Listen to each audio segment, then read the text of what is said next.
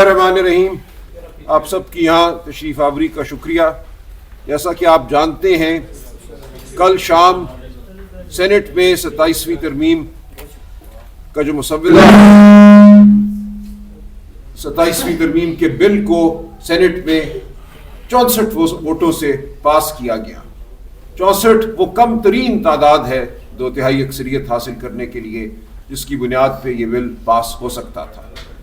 اور آپ جانتے ہیں کہ سینٹ کی تشکیل کیسے دی گئی ہے. 26ویں آئینی ترمیم کیسے پاس کی گئی تھی. ویل چیئر پہ سینیٹروں کو اغوا کر کے پیش کیا گیا تھا. کل بھی ایک ایسا سانحہ ہوا. 2 سینیٹروں نے اپنی پارٹیوں سے غداری کی. غداری کی بنیاد پر ایک سیاہ مسودے کو پاس کیا گیا.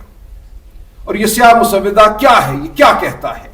پاکستان کے عوام کو یہ بتانا ہمارا فرض ہے، آپ کا فرض ہے کہ یہ ان کی زندگیوں پر، ان کی آبرو پر، ان کے جان و مال پر حملہ ہے. یہ نہ سمجھیے کہ بس ایک آئینی ترمیم ہوئی جو کوئی قانونی نوعیت کی بات ہے جس کا کوئی اثر ان کی زندگیوں پر نہیں پڑے گا. آج صبح ہی میں ایک عدالت پہ پیش ہو کر آیا ہوں جہاں آج سے ہی جج صاحبان کے تیور بدلے ہوئے ہیں، آنکھیں جھکی ہوئی ہیں، دل بجھے ہوئے ہیں. آج ہمیں نظر آتا ہے کہ پاکستان میں قانونی نظام، عدالتی نظام عملاً ختم ہو چکا ہے. اب ارادہ ہے ایک ایسی عدالت قائم کرنے کا جس کو نام دیا گیا ہے فیڈرل کانسٹیٹیوشنل کورٹ، جس میں فارم 47 کا وزیر اعظم، وہ وزیر اعظم جو 8 فروری کی لوٹ کے نتیجے میں وزیر اعظم بنا ہے. آپ سب جانتے ہیں 8 فروری کو کیا ہوا، اس شہر میں کیا ہوا، کراچی میں کیا ہوا، لاہور میں کیا ہوا، پورے ملک میں کیا ہوا. جیتنے والوں کی جیت کو کیسے ہار میں تبدیل کیا گیا، کیسے ایک مصنوعی پارلیمان تخلیق کی گئی، ایک مصنوعی حکومت تخلیق کی گئی. اس کے بعد ہم سے پی ٹی آئی سے مخصوص نشستیں چھینی گئی، لوگوں کو ڈرایا دھمکایا گیا. یہ سب کچھ کر کے ایک جعلی 2/3 اکثریت پیدا کی گئی. پاکستان کی عوام نے مسلم لیگ نون کو 16 سیٹیں دی تھی. ان 16 سیٹوں کو پیپلز پارٹی کی حمایت کے ساتھ 2/3 اکثریت میں تبدیل کیا گیا. اس میں حصے دار ایمل ولی بھی ہیں اے این پی کے، اس میں اور بھی ہیں، باپ پارٹی بھی ہے. سب کو کچھ نہ کچھ دے کر ایک مصنوعی 2/3 اکثریت کے ذریعے پاکستان کے عوام کے حقوق پر حملہ ہے.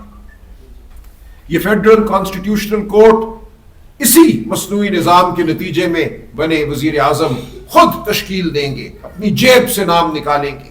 غور سے پڑھیے، یہ ترمیم یہ کہتی ہے کہ پہلا چیف جسٹس اور پہلے جج اس فیڈرل کانسٹیٹیوشنل کورٹ کے وزیر اعظم مقرر کریں گے. وہ نام دیں گے اور صدر ان ناموں کی توثیق کریں گے، نوٹیفیکیشن جاری کریں گے.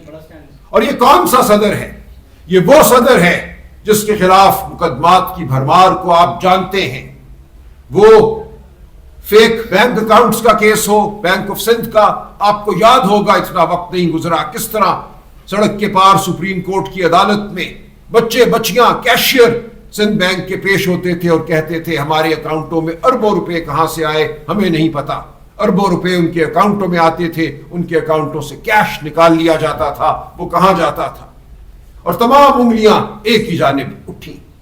وہ ایک مقدمہ بنا اور اس مقدمے کو یکلخت اس مصنوعی رجیم نے ختم کر دیا.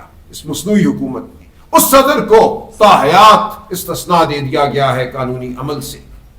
یہ کہا گیا ہے کہ صدر مملکت کے خلاف کوئی مقدمہ قائم نہیں رہ سکتا، کوئی فوجی کارروائی نہیں ہو سکتی تمام عمر کے لیے. اس کی مثال تاریخ میں نہیں ملتی. بڑے سے بڑا بدکار، بڑے سے بڑا جابر بالآخر قانون کے سامنے آیا ہے. ہماری اپنی روایت، روشن روایت حضرت عمر فاروق کی ہے.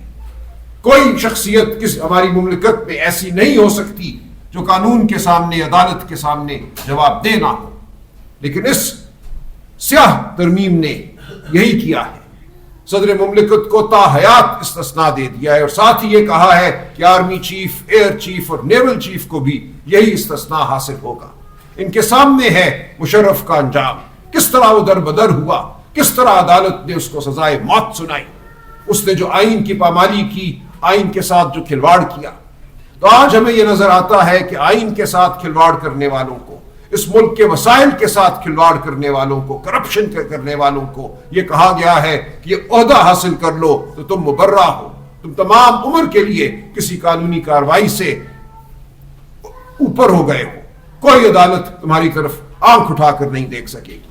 تو یہ ہے وہ ترمیم جو کی گئی ہے، اور جو عدالت بنائی جائے گی وہ انہی کے نمائندوں کی ہوگی، ان لوگوں کی ہوگی جن کے نام یہ لوگ اپروو کریں گے، وہ جو ہمیں نظر آتے ہیں اور جو پس پردہ کھڑے اصل طاقت استعمال کر رہے ہیں۔ تو اس نظام نے ایک مصنوعی نظام قائم کیا ہے، قانون کا، عدالت کا، جو طاقت کے تابع ہے، جو جبر کے تابع ہے۔ اب آپ کے بچے اگر اغوا ہوتے ہیں، رات کی تاریکی میں ویگو ڈالے آپ کے گھروں پر حملہ کرتے ہیں، چار دیواری کو پامال کرتے ہیں، آپ کے خلاف جھوٹے مقدمے بنا کر آپ کو جیلوں میں ڈالا جاتا ہے، تو یاد رکھیے ہم پہلے آئینی پٹیشنیں کرتے تھے، ہمیں کچھ امید ہوتی تھی کہ وہ کسی ایسی عدالت کے سامنے جائیں گی جہاں سے معاملہ شاید انصاف کی بنیاد پر طے ہو، پھر معاملہ سپریم کورٹ میں جائے گا، ہمیں کچھ امید ہوتی تھی کہ سپریم کورٹ میں کچھ غیور جج ہوں گے، قانون کو بلند کرنے والے، انصاف کو بلند کرنے والے، انسانی حقوق کے پاسدار۔ اب ہمیں ایسی کوئی امید نہیں ہے، ہمارے سامنے ایک ایسا نظام کھڑا کر دیا ہے جو ایک اندھی کھائی ہے، آپ اس میں چھلانگ مار کر غرق ہو سکتے ہیں، لیکن اگر آپ یہ چاہیں کہ وہ آپ کو انصاف مہیا کرے، عدل مہیا کرے، ہماری جو شاندار روایات ہیں، اسلامی روایات ہیں، ان کے مطابق آپ کے ساتھ معاملہ ہو تو ایسا نہیں ہوگا، بھول جائیے۔